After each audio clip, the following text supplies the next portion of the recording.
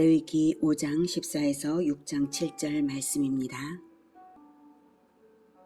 여호와께서 모세에게 말씀하여 이르시되 누구든지 여호와의 성물에 대하여 부지 중에 범죄하였으면 여호와께 속건제를 드리되 내가 지정한 가치를 따라 성소의 세겔로 몇 세겔 은에 상당한 흠없는 순양을 양떼 중에서 끌어다가 속건제로 드려서 성물에 대한 잘못을 보상하되 그것의 5분의 1을 더하여 제사장에게 줄 것이요 제사장은 그 속건제의 순양으로 그를 위하여 속죄한즉 그가 사함을 받으리라.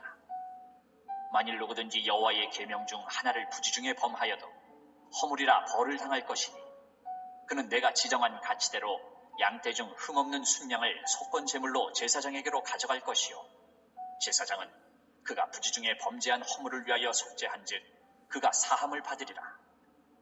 이는 속건제니 그가 여호와 앞에 참으로 잘못을 저질렀음이니라. 6장 여호와께서 모세에게 말씀하여 이르시되 누구든지 여호와께 신실하지 못하여 범죄하되 곧 이웃이 맡긴 물건이나 전당물을 속이거나 도둑질하거나 착취하고도 사실을 부인하거나 남의 잃은 물건을 줍고도 사실을 부인하여 거짓 맹세하는 등 사람이 이 모든 일 중에 하나라도 행하여 범죄하면 이는 죄를 범하였고 죄가 있는 자니 그 훔친 것이나 착취한 것이나 맡은 것이나 잃은 물건을 주운 것이나 그 거짓 맹세한 모든 물건을 돌려보내되 곧 그 본래 물건의 5분의 1을 더하여 돌려보낼 것이니 그 죄가 드러나는 날에 그 임자에게 줄 것이요 그는 또 그 속건제물을 여호와께 가져갈지니 곧 내가 지정한 가치대로 양떼 중 흠없는 순양을 속건제물을 위하여 제사장에게로 끌고 갈 것이요 제사장은 여호와 앞에서 그를 위하여 속죄한즉 그는 무슨 허물이든지 사함을 받으리라. 사랑하는 형제 여러분, 8월 2일 화요일 새벽 묵상에 오신 것을 환영합니다. 5장 13절까지는 속죄제까지를 보았습니다. 14절부터가 속건제입니다. 16절에 보면 이제 사함을 동일한 것이 사함을 받으리라. 또 18절에도 역시 이제 사함을 받으리라라고 하셨습니다. 속죄제와 속건제가 어떤 점에서 이제 같은가 다른가 하면 죄사함을 위한 제사라는 점에서 아주 둘 다 비슷한데요. 다른 점이 있습니다. 속죄제와 속건제의 공통점은 죄사함이고요. 다른 점은 속죄제는 부지 중에 나에게 허물이 생긴 것이지 타인에게 배상을 해줘야 하는 경우는 아니었어요. 속죄제는 타인에게 피해를 끼친 게 아닌 경우죠. 피해를 입힌 것이 아니죠. 죄인 줄 몰랐다가 나중에 깨달았을 때 드리는 것이 속죄제이고요. 속건제는 배상제입니다. 배상도 하고 타인에게 피해를 입혔으니까 배상도 하고 제사도 드리는 것, 이것을 속건제라고 합니다. 그래서 배상제라고도 합니다. 속죄제를 드려야 하는 경우는 부지 중에 계명을 어긴 경우, 증언을 하지 않은 경우, 부지 중에 부정한 짐승의 사체에 접촉했을 때, 부지 중에 사람의 부정에 닿았을 때입니다. 그런데 속건제의 경우는 피해를 입혀서 배상을 할 필요가 있는 경우들이에요.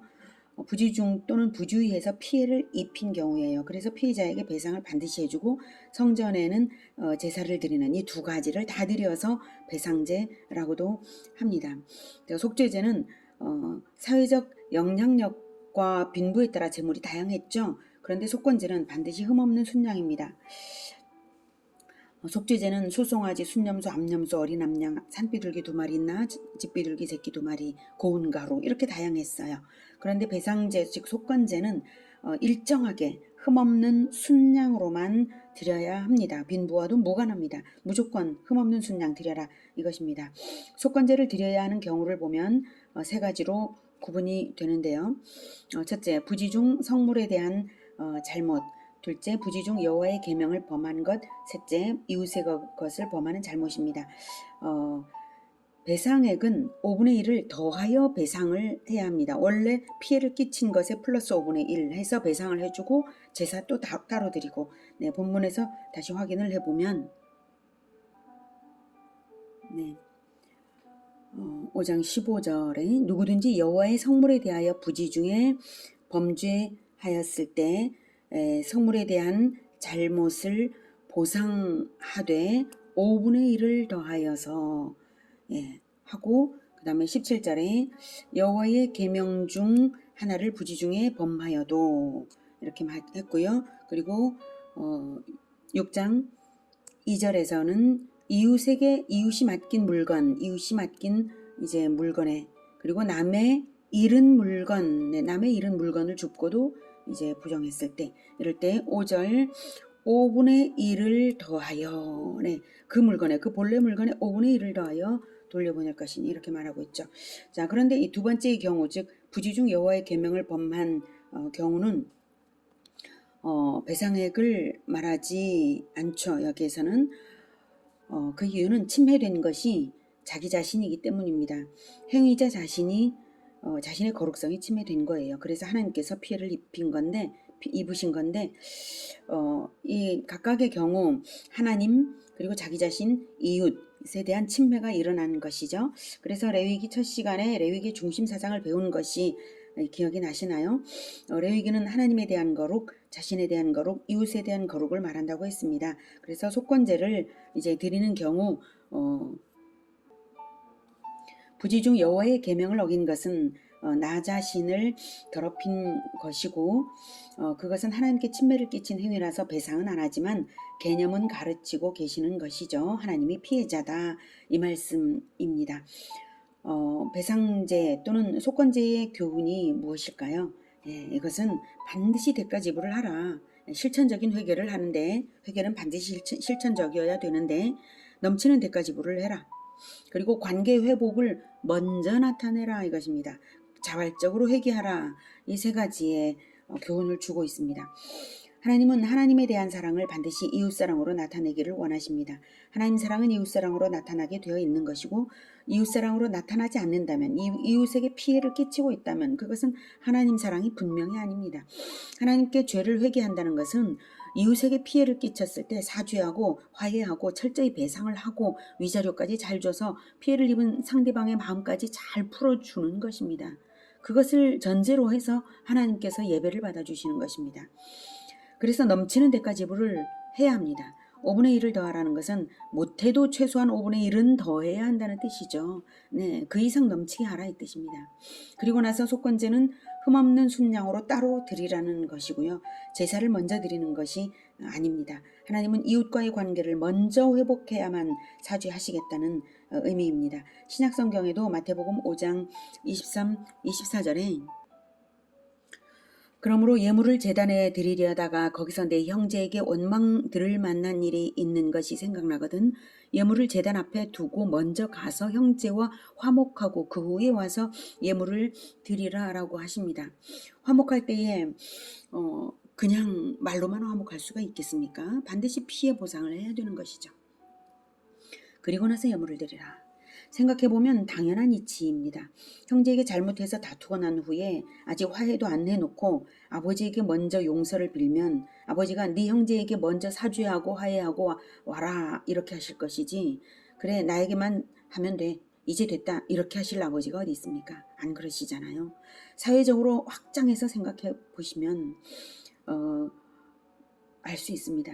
만약 아버지가 형제와의 화해를 무시하고 그래 나한테만 얘기하면 돼 이러신다면 그런 게 진리라면 그런 정도가 진리라면 이 사회가 어떻게 되겠습니까? 힘없는 이웃에게는 악행을 저지르고 윗분에게만 잘나면 된다는 무법천지가 되는 것 아니겠습니까? 우리 하나님은 그런 하나님이 아니십니다. 그래서 반드시 이웃관계 먼저 회복해라 그러십니다. 우리가 만약 이웃관계와 회복되지 않고 하나님께는 헌금을 많이 드려서 하나님께 잘 보이겠다라고 하면 그건 뇌물 드리는 거나 마찬가지예요. 하나님은 뇌물을 안 받으십니다.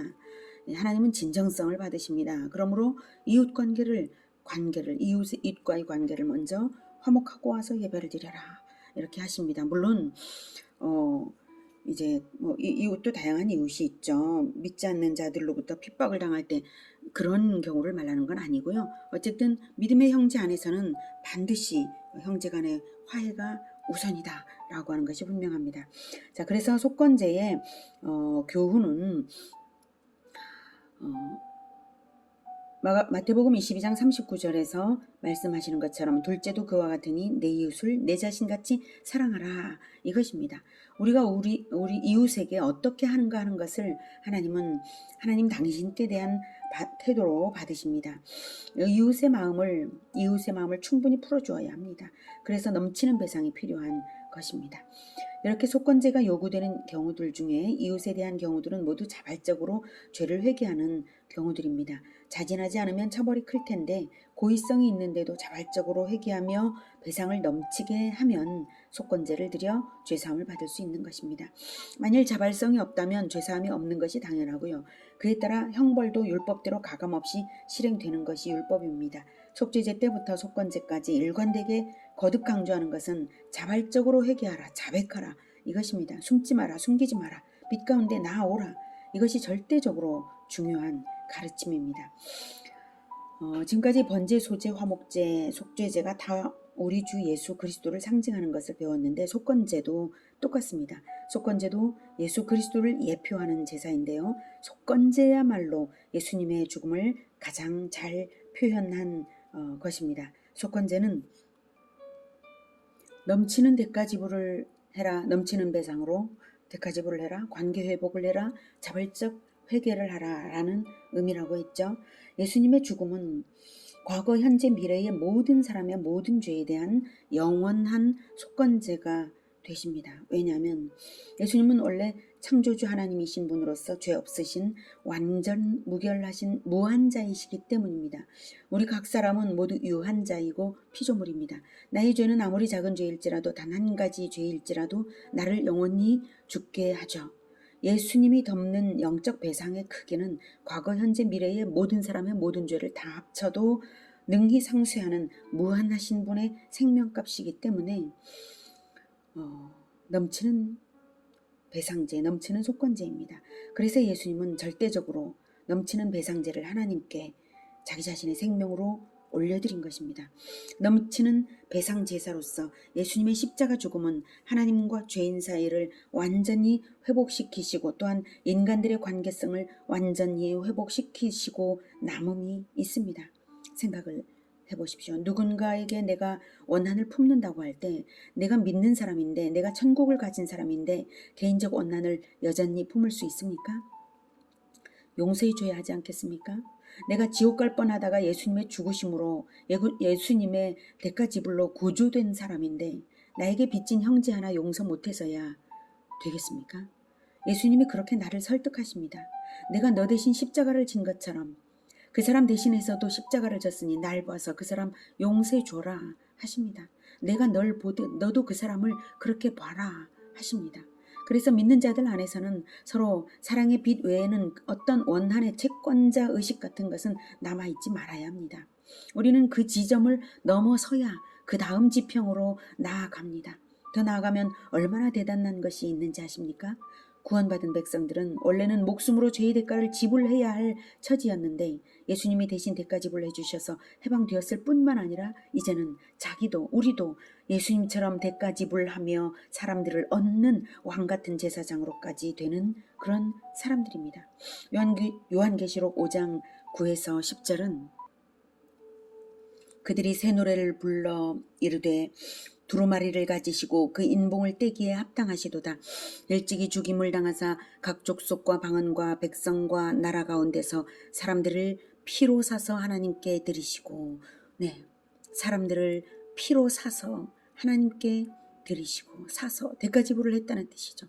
사람들을 피로 사서 하나님께 드리시고 그들로 우리 하나님 앞에서 나라와 제사장들을 삼으셨으니 그들이 땅에서 왕노릇하리로다 하더라.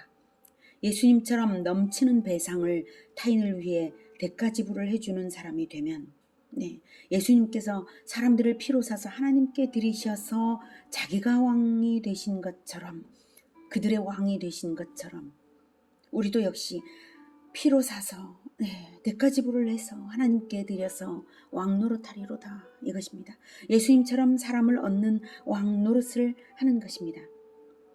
사도 바울의 사례는 빌레몬 1장에서 감옥에서 오네시모라는 사람을 만났잖아요. 그래서 오네시모를 예수님을 믿게 하고 이제 그 오네시모가 도망 노예였는데, 도망 노예는 로마의 그 노예제 시대에서는 죽음을 당할 수밖에 없는 자들입니다. 그런데 오네시모의 주인이 바로 사도 바울의 제자 빌레몬이었어요. 그것을 알고 빌레몬에게 오네시모를 위하여서 편지를 씁니다. 빌레몬 1장 16절부터 보겠습니다. 빌레몬 1장 16절. 이후로는 종과 같이 대하지 아니하고 종 이상으로 곧 사랑받는 형제로 둘 자라. 내게 특별히 그러하거든 하물며 육신과 주 안에서 상관된 네 계리야. 그러므로 네가 나를 동역자로 알진대 그를 영접하기를 내게 하듯 하고 그가 만일 내게 불의를 하였거나 내게 빚진 것이 있으면 그것을 내 앞으로 계산하라. 나 바울이 친필로 쓰노니 내가 갚으려니와 네가 이외에 내 자신이 내게 빚진 것은 내가 말하지 아니하노라. 오 형제여, 나로 주 안에서 너로 말미암아 기쁨을 얻게 하고 내 마음이 그리스도 안에서 평안하게 하라. 나는 네가 순종할 것을 확신함으로 네게 썼노니 내가 말한 것보다 더 행할 줄을 아노라. 네, 이렇게 나에게 말하라. 내가 친필로 쓴다. 내가 갚으려니와. 예. 네가 나에게 빚진 것은 난 말 안 하겠다. 네. 그냥 내가 오네시모를 위해서 갚겠노라. 이렇게 말하면서 제발 형제처럼 이를 용서하라, 사랑하라 말하고 있습니다. 넘치게 배상하고 대신해서 지불하고 있는 것입니다. 바울이. 구약 율법의 규정은 최소한의 것을 5분의 1은 최소한의 것이죠. 최소한의 것을 말하는 것이지 최대한의 것을 요구하는 것이 아닙니다. 율법 자체가 그렇습니다. 최소한의 것을 요구합니다. 법은 모든 사람이 지켜서 질서와 평안이 되게 하는 것이므로 최소한의 수준을 요구하는 것입니다. 그런데 율법의 정신을 넘치게 완전히 성취하신 분이 바로 예수 그리스도이십니다. 십자가의 죽음이 율법의 완성입니다. 완전한 속건제입니다. 구약 이스라엘은 속건제를 드리면서 미래에 오실 참된 속건제물, 흠없는 어린 양이 되어주실 그리스도를 기다리며 믿었습니다. 그러니까 세례 요한이 예수님을 요단강에서 만났을 때에 대중에게 소개하기를 보라, 세상 죄를 지고 가는 하나님의 어린 양이로다 라고 하지 않았습니까? 이사야는 53장 10절 11절에서 여호와께서 그에게 상함을 받게 하시기를 원하사 질고를 당하게 하셨은즉 그의 영혼을 속건제물로 드리기에 이르면 그가 씨를 보게 되며 그의 날은 길 것이요 또 그의 손으로 여호와께서 기뻐하시는 뜻을 성취하리로다. 그가 자기 영혼에 수고한 것을 보고 만족하게 여길 것이라. 나의 의로운 종이 자기 지식으로 많은 사람을 의롭게 하며 또 그들의 죄악을 친히 담당하리로다. 네. 그가 속건제물로 드리기에 이르면 왜 죽음을 당하는데 그의 날이 깁니까? 예, 부활 때문에. 그리고 그가 씨를 보게 된다는 게 무엇입니까? 제자의 제자화가 이루어져서 계속해서 후손이 대를 이어갈 것이다. 네, 제자의 대를 이어갈 것이다. 이것입니다. 그래서 자기 지식으로 많은 사람을 의롭게 하며 그들의 죄악을 친히 담당하리로다라고 말씀하시는 것이죠. 여러분, 만약 여러분의 사랑하는 아내나 사랑하는 자녀가 도둑질을 해서 타인에게 피해를 끼친 것이 나타나면 어떻게 하시겠습니까? 피해액을 정확하게 계산해서 그것만 돌려주실 분은 아마 없을 겁니다. 처자식을 제발 용서해달라고, 제발 합의를 하자고, 노여움을 풀고 없던 일로 해달라고, 손해배상에 위자료까지 얹어서 갚아드리고 허리를 굽혀 절하고 싹싹 빌고 오지 않겠습니까? 예수님의 십자가는 미래의 처자식들을 위해 그렇게 하신 것이죠.